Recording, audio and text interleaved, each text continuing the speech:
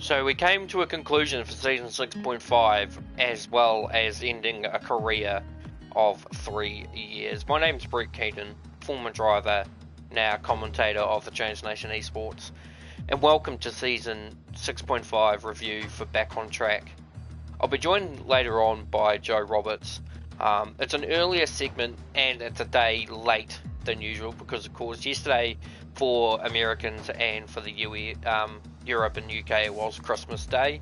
Merry Christmas and all that for those who are watching for the day's been. Hopefully your Christmases have been fun and eventful and more importantly safe. I'm sure for the UK, being in level systems like we were in the past with COVID-19, especially with the new strain, I'm sure that you guys had a pretty shut-in Christmas, so I'm sure you'll be happy for when that kind of transitions out and you'll be able to go on with your merry lives. So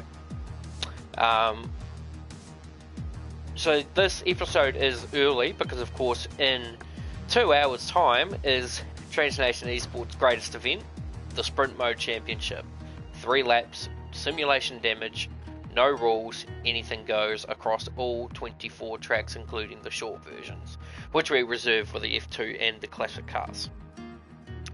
So, season 6 in its entirety has been an interesting foray. Now, we did end up splitting season 6 into 2 parts, season 6 and season 6.5, and I believe season 6.5 probably presented the biggest and closest championship battles we've seen in a long time here at the Change Nation eSports. Theodore Drageshi we'll start with the season 1 or season 6 championship. So Andrew Lee took his first championship in season 6 for No Assist Tier 1. No Assist Tier 2 I believe was won by Phil Fisher, and Tier 3 at that time I believe was won by Scotty Harris. In Tier 1 Assist, we had Piers Langford taking out a dominant victory in the championship for Assist Tier 1. Assist Tier 2 was won by Bo Vigert, and Tier 3, I believe, was won by Tom Bray on fire. Moving into Season 6.5, Andrew Lee went back-to-back with titles for No Assist Tier 2, becoming a 2-time champion, so joins the likes of myself, Daniel Vale, and Bailey Ford. Can he be the first driver to break the cycle of 2 championships in Tier 1? We'll find that out in Season 7. Tier 2 No Assist was won by Scotty Harris. Assist Tier 1 saw Theodore Drageshi take his maiden championship. In Tier 2 it was Jake Foster who took his maiden title win in Season 6.5, and Tier 3 was won by Darag, or Clush, better known as TV Twitch Clush, who's actually changed his PSN too, so that's going to be very interesting to try and remember that later in. As for myself, as you can probably see on the screen in front of you, the number 88 Echo X-Forming multiplayer car. This was the car that I ran in the final race at Abu Dhabi as a tribute to my final race as full-time driver in F1. I've probably gone into depths as to why my retirement was made, but I suppose I can go into further depths about it now. You've probably heard over the last few weeks that there's been discussions or commentary pieces about iRacing, and more importantly, the Australian Supercar Championship. I am moving to PC to be constructing a Supercars League for iRacing, and that is part of the reason that I had retired, announced my retirement from full-time racing. The other thing too is that it just doesn't excite me anymore. Formula One's kind of gone down this dark path of obscurity, with obviously Mercedes just being the juggernaut of the sport. There's just no real competition as much. 2021 will be a determining point for a few reasons. Obviously, you've got Carlos Sainz going to Ferrari, you've got Sebastian Vettel going to Aston Martin, or Racing Point as it was, Sergio Perez going to Red Bull replacing Albon, Mick Schumacher coming into Haas. Unfortunately, Nikita Mazepin getting a second wind after his debauchery on social media. I think a lot of people, not just myself, very upset to the idea that Haas would take money over reputation. So it's unfortunate for Mick. So we basically now just call it 9 teams and Mick Schumacher, because we don't really want to refer to Haas as anything. So that's that, and then of course all the other drivers are pretty much set in stone for where they're going to be. So no real massive changes other than the big three of Vettel, Perez and Sainz. Be interesting to see how that plays out, and then of course 2022 comes the new regulations. A little bit of an announcement as well. So on top of the Supercars iRacing League, there will be a NASCAR iRacing League, and that's going to be set up by one Michael Garone Jr., my fellow commentator on Tier 1 Assists. But there's also going to be an F1 League on PC as well. So those who are going to PC for the next chapter of 2021, and you're still wanting to play F1, we're going to get an F1 League sorted out. I think that's either going to be created by either Mackenzie Stewart or Dan Ware. So a lot of people have also been probably asking the question, who's taking over the league for the console in my absence? Well, that's going to be Mackenzie Stewart. So Mackenzie, with the assistance of Michael Garone Jr., is going to be taking over as the heads of the console department while I set up the iRacing Supercars League when I get my PC, which is actually really soon. I could actually get it this week coming if finances stay pretty secure for the rest of the week, so I could pay for it at least. So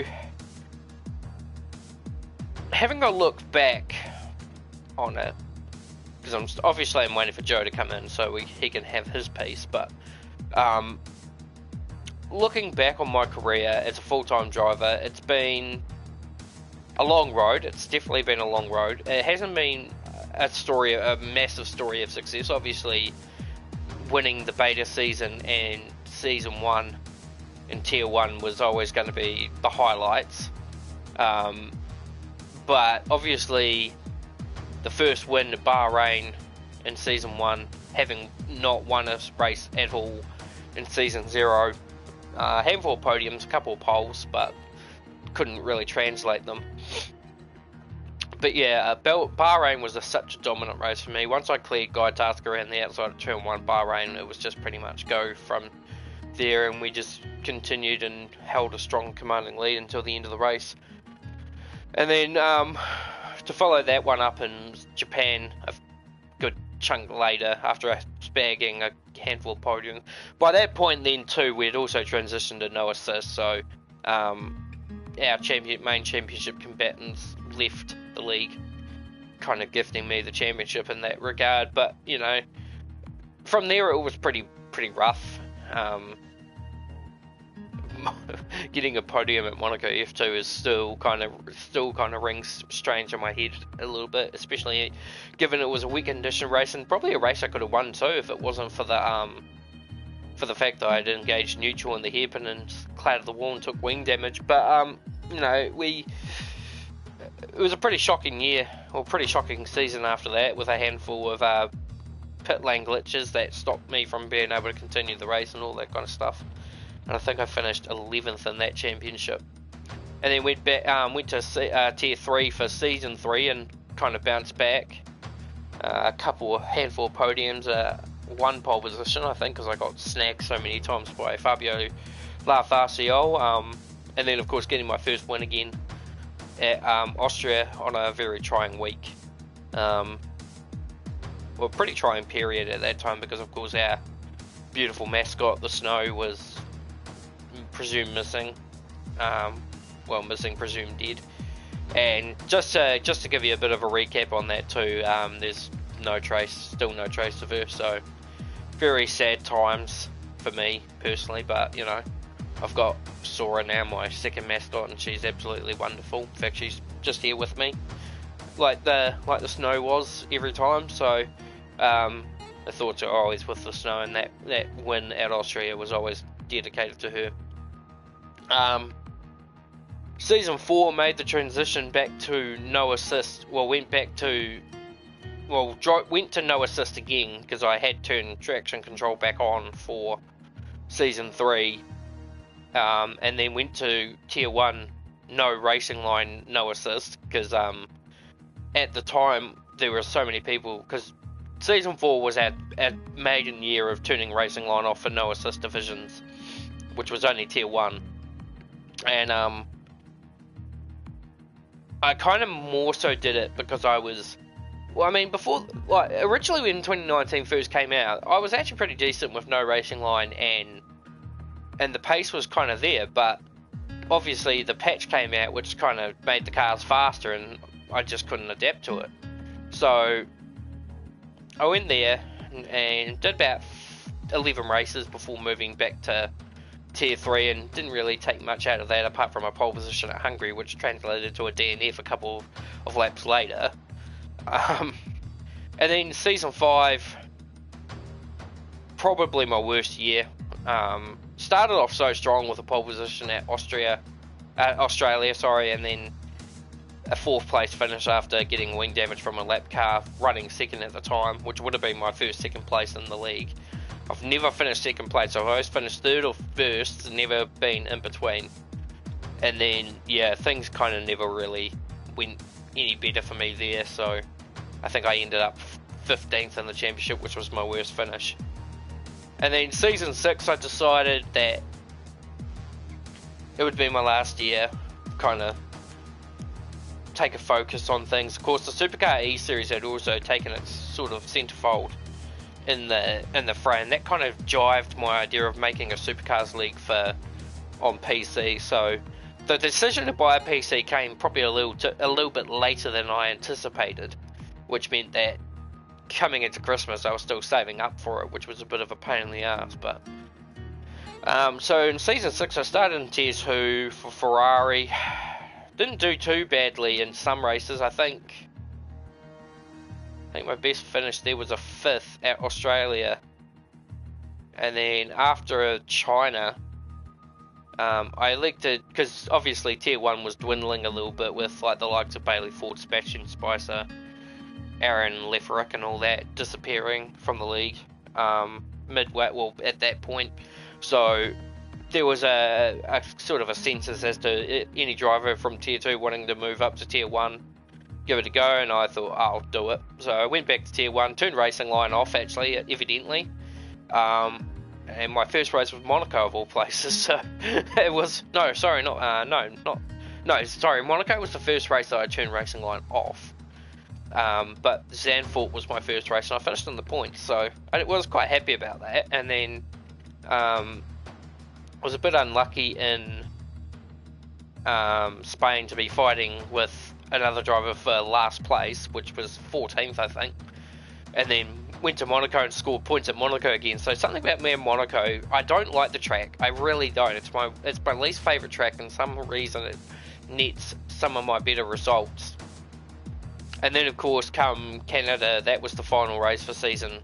Well, actually, sorry, there was Azerbaijan, but I did miss that and ended up in the com box with Stuart Leslie. But yeah, Canada was the final race. I think I finished that one in the points, so it was a great way to cap it off. And I always had intentions to go back to season, I was going to complete my season in tier 1 if season 6 had gone through the whole duration. And then season 6.5 came along, and I thought, I'll finish it up, but what car would I finish it in? Because obviously, across my career, I'm just going to flick through them now as I went. So in the beta season in season 1, I was in the Ferrari. In season 2, I was originally in Red Bull for tier 1, but of course demoted myself to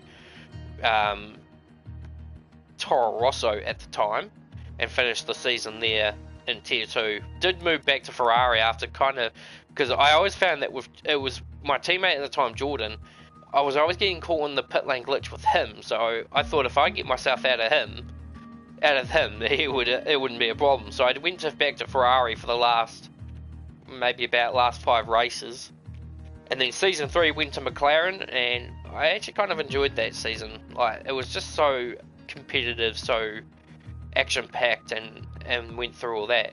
And then of course season 4, I went over to tier 1 in Ferrari. and then returned to Tier 3 in Red Bull. And then for Season 5, I went to Renault, of course. And then for Season 6, went to Ferrari. For Tier 2, moved to Alfa Romeo Tier 1. And then decided to end my season at Racing Point. So that basically meant that the only cars I didn't use throughout my career in Transnation Esports Nationals was Williams, Haas, and Mercedes. I did end up using Mercedes in the regionals at one point, but never really went further than that. And I don't think I've ever touched the Haas or the Williams in any regard for regionals, nationals, or any of their sort. I do have a comment. I don't want to really drag this on too much, so if Joe doesn't actually end up getting in on time, I'm going to actually just cut it short for the preparations to sprint mode and all that, because that does take a little bit of time. I'm just going to quickly check the comment that's made its way into the session.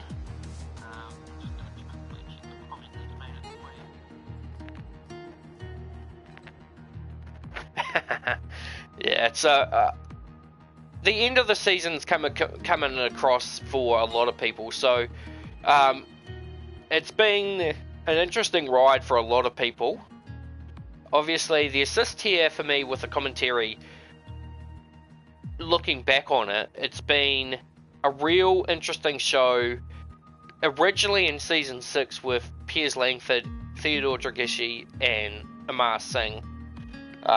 Those three were always the benchmarks of that category. Jerome was there, but his consistency languished so much that he just sort of dropped off that pinnacle point. But going through it, it was always a straight battle between Theodore, Amar, and Piers Langford, and it was a very interesting show. Unfortunately, like I say, Season 6 sort of put pay to a lot of those kind of challenges, but the initial idea was to try and keep people back into racing, get the attendances back up and running in full swing, because we were, we could be as high as 17, but then one race, but then as low as 9 the next. So we were having so many consistency issues with a lot of drivers that we just couldn't keep the foundation in. So Season 6.5, obviously most of Tier 2 went up to Tier 1 for no assist.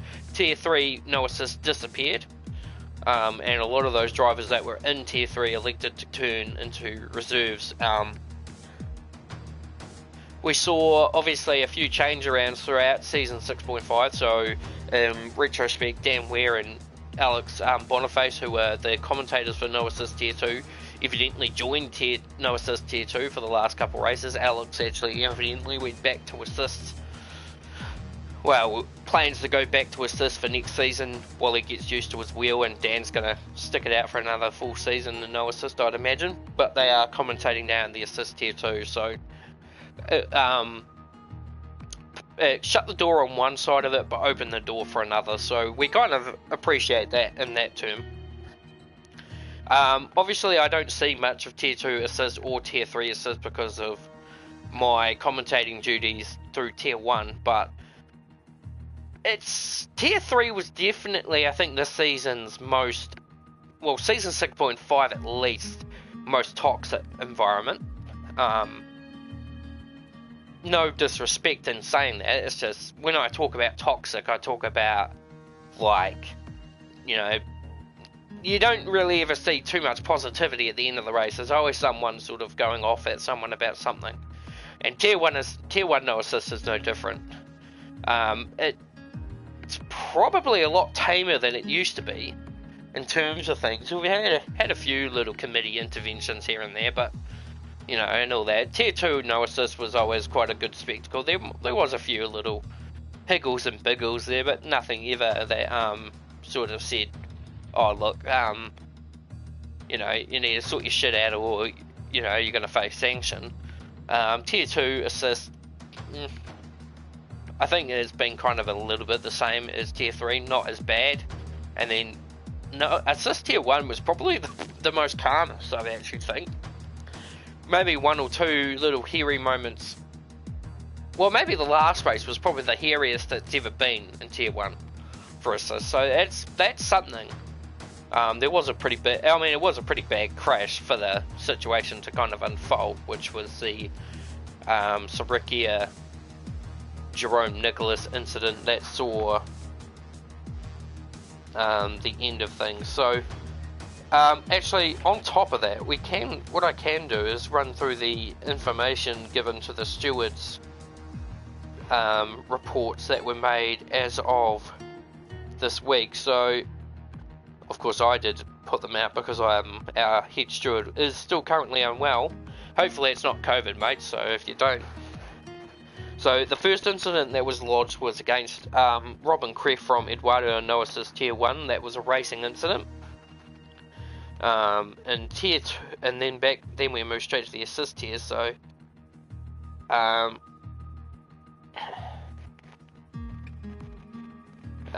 on.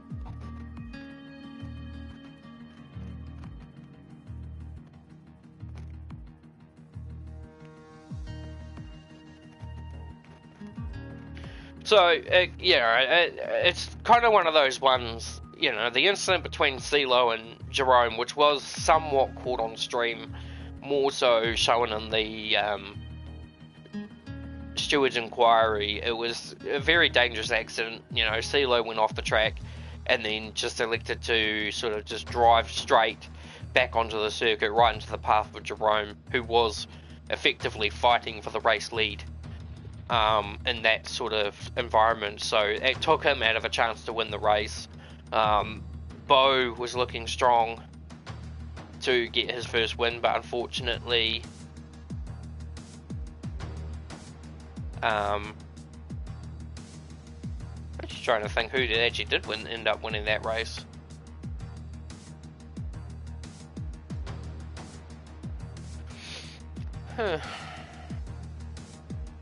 I think, because I know Brandon was third, Bo was second. Oh, Jake Anthony. So yeah, Jake Anthony won that race with an interesting strategy, which I actually ultimately ended up using for my final race. And it was pretty much similar circumstances, because it was a lap 1 safety car. We both started on the soft, so we both jumped to the mediums. Although the difference in his strategy to mine was that I was actually planning to stay out for the duration of the race, because the tyres weren't dropping off that much during the race to a point where I could have taken the mediums from lap 2 right to the end. I only chose to pit because I just didn't think that the pace would hold out long enough to kind of outweigh my 18 seconds worth of penalties, and I am a bit embarrassed about that a little bit, but you know, I don't practice. I've never practiced for season 6.5 in particular. I never touched the game except for maybe the last 10 minutes before my race would start, and that would be on time trial. So I never really worried about strategy, never worried about setup. I just went in, did what I could, and got out of it. And you know, only one race DNF, which was Italy, which was a pretty bad day all in itself, but you know, we did what we could, and that's what happened. So now, I don't think I actually explained everything, but the award ceremony for the Nationals and the European Regionals were released, the information pertaining all the results and all that. So what I will do, personally, we will be having our award ceremony at some stage, whether it be next week or the week after, depending on availability for the people in it. These are the awards and who won them. So the most improved drivers of the assist and no assist division for season 6.5 went to Piers Langford for the no assist and Theodore Dragishi for the assist. The most improved for the season in general, so this is assist and no assist, went to Piers Langford. The driver of the season for assist and no assist was Andrew Lee for the no assist and Amar Singh for assists. And the driver of the season in general went to Andrew Lee. The Transnation eSports Teachers Pet Award went to Robert Hildebrand. Now, what the Teachers Pet Award entails is someone that obviously knows a lot about a certain subject and refers to it in such a way that kind of makes you look like you're the top of your class. So Robert is a very good steward. He knows everything there is about the conduct and continuity. He reads the rules and all that. But yeah, it comes off as a bit teacher's pettish, so that's why he won that award. The class clown of Transnation Esports went to me. So that for me is like, you know, all my jokes, all my witticism, snapping back at people when, you know, or trying to diffuse the situation. Like, I'll give you an example of one. It was tier 3. It was after the race of Italy, where I'd put my hand through a window. I reported the window for hurting my hand, and unfortunately, well, the funny story about it was that evidently the person who was doing the steward's reports for it nearly did a finalisation on the report, so that was hilarious. The best race of season 6.5 was given to No Assist Singapore Tier 2, which I openly agree with. That was a race of, like, for me, it wasn't the greatest of starts, but when that rain came, there was such a decision-making point that kind of really dictated the course of the race. There were so many drivers who, you know, pit for dries, or, you know, didn't pit, and then there was those who pit for intermediates or wets. So it really, and then the weather really came down. So it was such an exciting end to a race because there was so many different variables. Unfortunately, it didn't get streamed because this was, ironically, Dan and Alex's first race in No Assist. So unfortunately, it didn't get streamed. But my perspective was there, and I tell you what, it was so exciting. The most boring race of the year went to Singapore again, but only this time for the assist tier 1, and I'm sure Michael Grown Jr. could attest to this one as well as me. It was the most boring race to commentate. There were so many gaps, there was so little to do.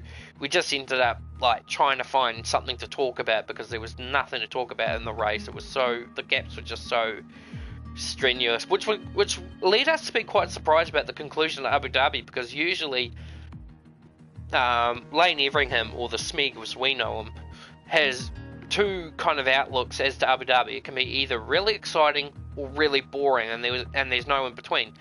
For us, there wasn't in between. It wasn't exciting in the terms that there was like amazing battles happening, but it wasn't boring at the idea that there was battles happening almost each and every lap. So there was so much going on. The next event was the induction to the Transnation Esports Hall of Fame. Now, the current drivers at the time that were inducted into the Hall of Fame were myself, Guy Tasker, and Mark Bratby. Myself for obviously my 2 championships, Mark Bratby for his commentary duties in Tier 1 up until his resignation, and Guy Tasker for just being an outright lad. No, he had a fair amount of contribution, and he played his number 2 role as my second in command for quite a while with some really good success. Normally the induction only takes 1 driver, but in this instance we picked 2. One is a committee and the other one was a driver. So Mackenzie Stewart and John Polainen made the Hall of Fame. So that's a great introduction. The best solo commentator for Transnation Esports went to myself in a very big landslide. Unfortunately, the duo commentators for TNE went to Dan Ware and Alex Boniface over myself and Michael Grown Jr. And we're still salty about that, keep in mind. We deliver the best commentary. They deliver the best banter. And believe me, ladies and gentlemen watching, there is a difference between the two. So the championships were already decided, and I had mentioned that already. Unfortunately, the votes for this system was only 21 out of the if you have 5 tiers with 20 drivers, that's 100 and maths is not my strong point, people, so don't judge me on this. So I think that's just literally 100 people. So to only have like 80% or 20% of the votes carried out was disappointing, but we're hoping that next season when we do it again, there'll be more going on. Now I think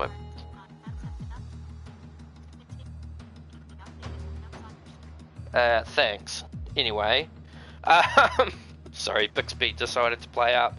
But I think pretty much for me and for the committee of Transnation Esports, it's been a real pleasure to deliver another season and another great amount of racing for this game. Obviously, there was some news over the last couple of weeks that EA Games has now won the bid to play this game for the generations, so that's going to be an interesting development. And I've had a lot of people messaging me over the last few weeks saying I've actually made the right decision to get out of this while I can. But, you know, I'm still going to miss all the guys. You know, it's not easy to kind of give it all up, sort of thing. You know, I've made a lot of friends and made a lot of good bonds. It's not like I'm leaving the league in general. I'm just taking an advisory role for season 6, for season 7, and then I'll be out of the picture by the start of season 8. When obviously I'd say when we transition over to the next console. So from me personally, I just want to thank all the people I've raced against in my career, and thank, you know, everyone for giving the opportunity to, you know, come into the league and race against me and all that sort of stuff. I'm not the best, I'm not the quickest. I haven't actually ever been the quickest, really, in any division. But I've always appreciated all the hard battles that I've had with people. March Trisandi in particular was a real interesting one throughout through the season that I did race with him. And of course he will be the next driver to reach his 100th race, so I think it might be China. If we take Vietnam out, it will be China,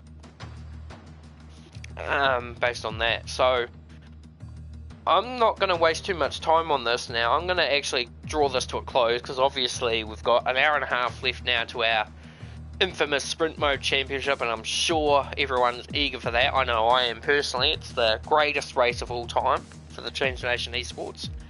It only happens maybe once or twice a year. Depends on the time that we start a season. So obviously this year we've had 2.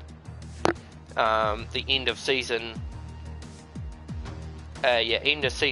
5 transition to season 6, which was the last race we ever did on F1 2019, and then this one will be the final sprint mode, which will be the last Transnation Esports related thing for 2020, because we don't have regionals for either the US or the Europeans. The expected return for season 7 for Transnation Esports is going to be the very start of February. So the first weekend of February will be the start. That should, with our revised calendar of only 21 races, because we are likely to pull Vietnam out as it's no longer part of the F1 calendar, so there's no sense having it. That should take us to about July, June, which will be the start of the Supercar season, and roughly about the same time where there will be an understanding of whether the next F1 game will be PS4, PS5, or just PS5 exclusive, which will mean there'll be a lot of decision making with the league to find out how we approach season 8. Not that ideally I think it matters too much, because obviously with PS5 it's backwards compatible with PS4 games, so like, even if it meant that we had to go to, I'm actually thinking differently here, so ignore me on that one. Anyway, without further ado, thanks for watching, everyone. Thanks for another brilliant season here at Transnation Esports for season 6.5 and season 6 as an entirety. Joe is apparently reported unwell, so it's probably better not to have him in here. Let him rest up and get ready for sprint mode. Big announcement too on that, just for the vehicle. This sprint mode championship will be open to the public. So for the first time, it's going to be an open lobby. So people will be able to come in at any given time during sprint mode as long as there's space. We're welcome to randoms and all those kind of people, big YouTubers who are watching. Doubt it, but you know, dreams are free. But yeah, it's a big chance to have a part in it, and there will be a stream with different perspectives. Myself will be doing one, Stuart Leslie will be doing one, Michael Garone Jr. will be doing one, Mackenzie Stewart will probably be doing one. There'll be at least 3 or 4 different perspectives on today's sprint mode, as opposed to the last couple of years where it's been either myself or Matthew Elliott, who I'm sure will be there, no doubt, and probably getting pissed up like I'll be. We don't encourage drinking and driving, ladies and gentlemen, but only for sprint mode we do. So that's the only time where we encourage drinking and driving. Sorry, just had to sneeze. But anyway, thanks for watching, everyone. Thanks for another great season of Translation Esports, and hopefully more to come.